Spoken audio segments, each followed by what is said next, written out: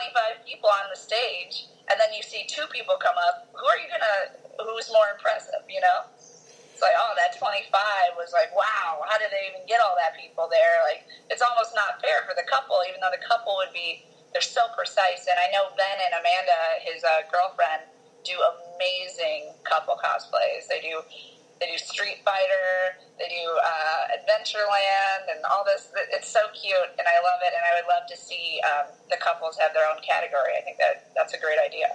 Yeah, I'll just throw my 2 cents in on that as well.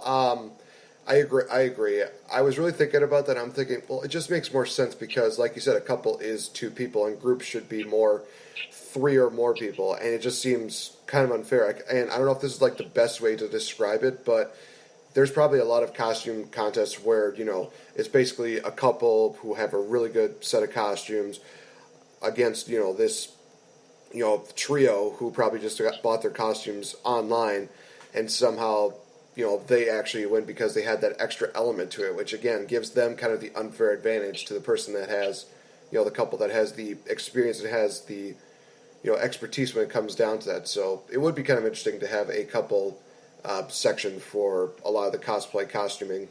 I also agree with you on that.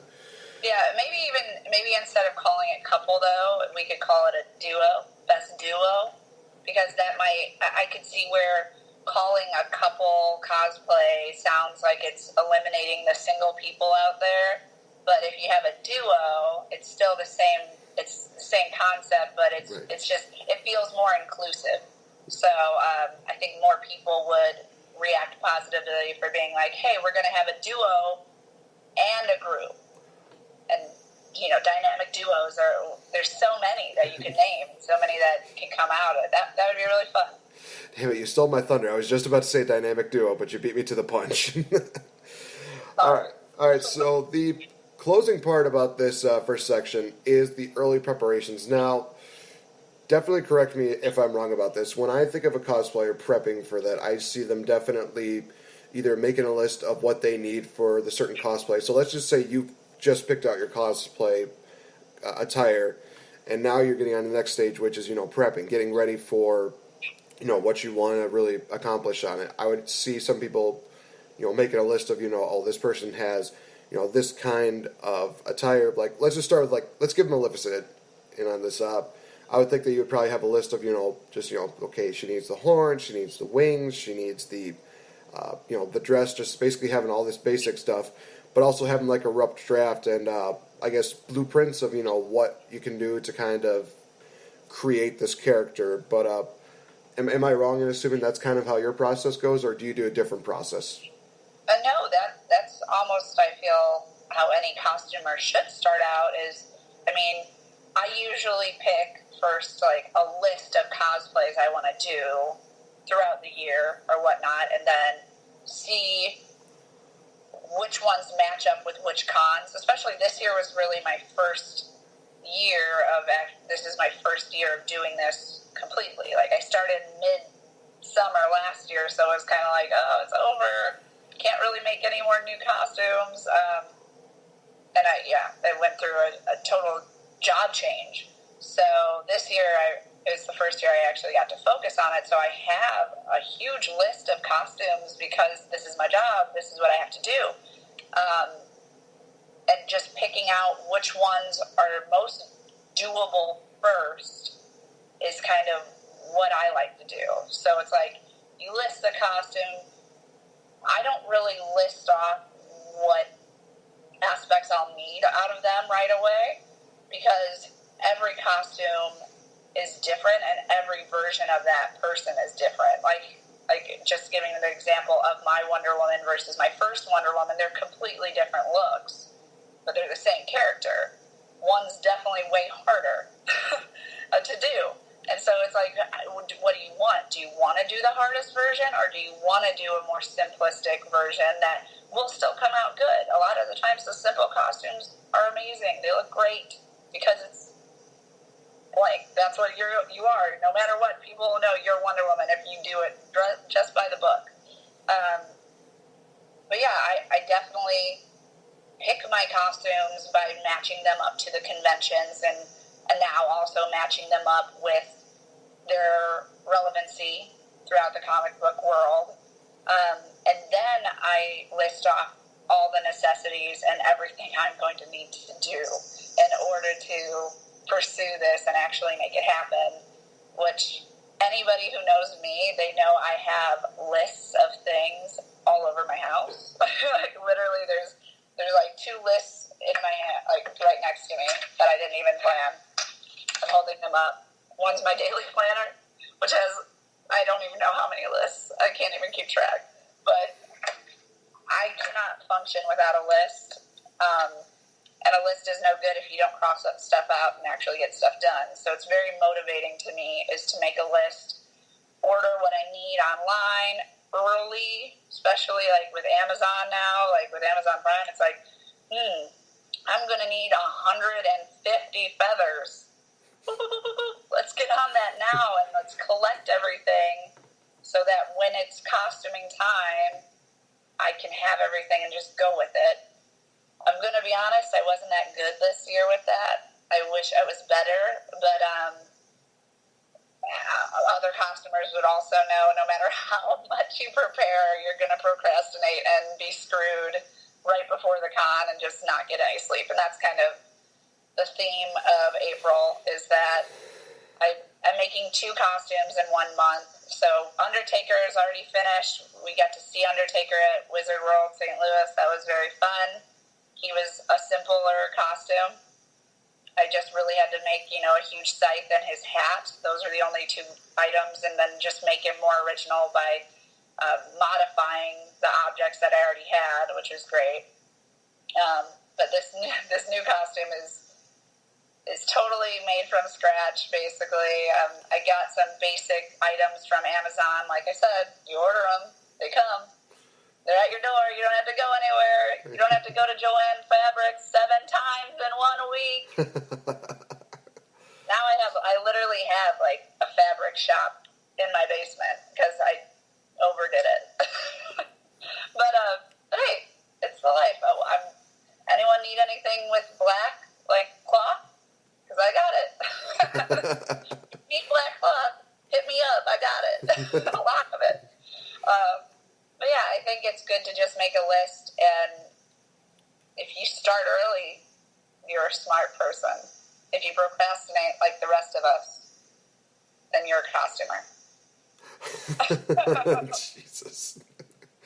Oh, man. All right. So I think that's going to wrap it up for this part 1 edition of The Day in the Life of a Cosplayer. Very awesome. I think that this is a good first step in the right direction. And for a lot of you that are looking to be cosplayers, definitely tune into this series because you're going to get some great ideas, some great, suggestions from a professional cosplayer on to how to get this stuff done. But now we move on to our favorite part of the show, and that being the shameless plugs. Do you have anything going on this weekend? Do I have anything going on this weekend? Okay, well, let me rephrase the question. What fun and exciting thing do you have going on this weekend? That's what I want to hear. Okay. Yay, it's C2E2, everyone! Chicago's biggest convention of the year, of the season. C2E2 is coming to town, and I will be featured with the Age of the Geeks and Rob Fury Cosplay and Cosplay Corner. So if you know where Cosplay Corner is, I don't know where it is yet. I haven't been there. So it's where Ivy Doom Kitty's going to be there and a few other, big costumers, along with the little guy, VicTori Belle. I'm tagging along. I'll also be featured at the International School of Comics booth for live art every morning. So if you guys are interested in seeing some amazing artists just do their thing and see how quickly they do their thing, come to the International School of Comics booth.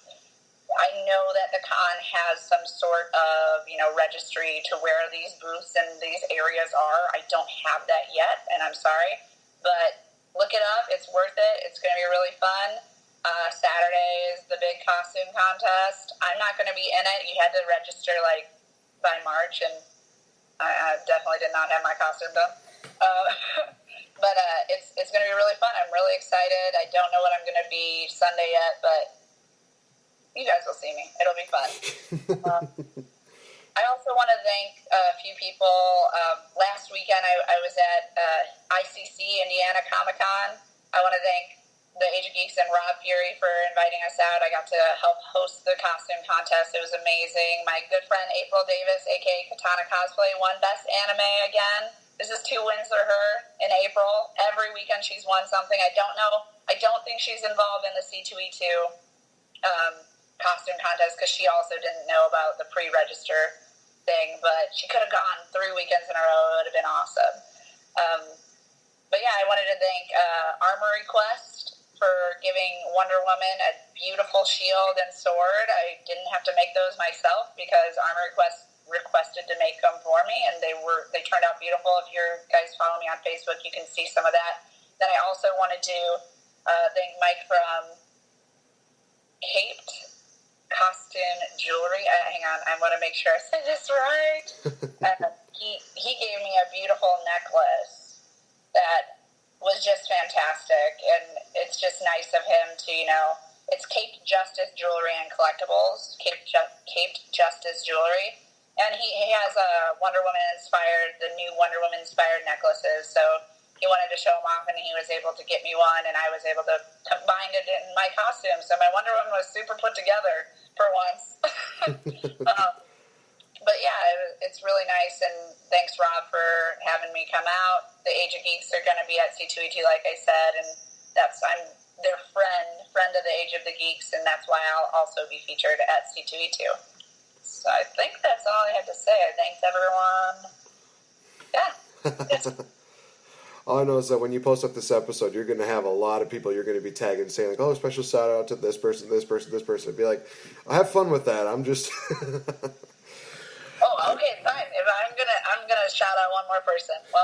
Oh boy. Besides, I should probably shout out. I also have to shout out my photographer, PhotoCon, getting me those pictures. PhotoCon Joe, Alexi, he did awesome. He's also helping me out at cons now by literally being my man purse. It's awesome. People need handlers. He's the best. He's the nicest guy. He also does the photography for me. So thanks for coming out to Indiana Comic Con. Then I'm excited to show off Unrivaled Prototyping's newest armor that I'm going to. We designed armor.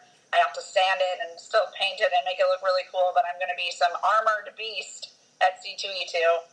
I've kind of given a little hints here and there, but I'm some sort of armored beast, and I'm excited to show off Unrivaled Prototyping and Daryl's work along with my own work, because it's been a lot of work. Well, yeah, I mean that's the point of this series, to let us know how much you put into these costumes. So definitely awesome. Of course, guys, you can always hit her up on Twitter at VicToriClark04. You can also check her on her Instagram. Same thing as her Facebook page at VicTori Belle Cosplay. Definitely go to her Facebook fan page because she is just getting so close to getting 1,500 likes. And I know she really wants to get to those 1,500 before C2E2. So definitely give her some likes, show her some love. She deserves it, in all honesty. So coming up for this week for Elite Ringside Network, of course, tomorrow will be the Smart Money podcast, in which they will be talking a lot about the events that happened this past weekend at WPW Boiling Point, some wrestling stuff, as well as hyping up ACW's Water City WrestleCon, which is happening this weekend. I myself will, of course, be there. So far as we know, AJ and Chris will be there as well. We'll actually be having our own booth, so that'll be awesome. And plus, we'll be getting the chance to interview a couple of the wrestlers that are there, including some of the names of Vicky Guerrero, Kevin Thorne. I think Hornswoggle is going to be making an appearance for that as well. Ken Anderson, Mr. Kennedy, for a lot of you that don't know, or Mr. Anderson, whatever he's going by, the independent scene, as well as the best there is, the best there was, and the best there ever will be, Bret the Hitman Hart. It's going to be an awesome, awesome show this weekend, guys. So definitely tune into that. On Friday, of course, will be another edition of What Did I Just Watch? I already posted up on Facebook.com what movies I will be reviewing, but I'll tell you guys what I'm doing so that way you have an idea of what to expect. I'll be covering the first 2 Captain America movies, The First Avenger, as well as The Winter Soldier, Alice in Wonderland by Tim Burton, Monty Python's The Meaning of Life, and Stephen King's It, because it's going to be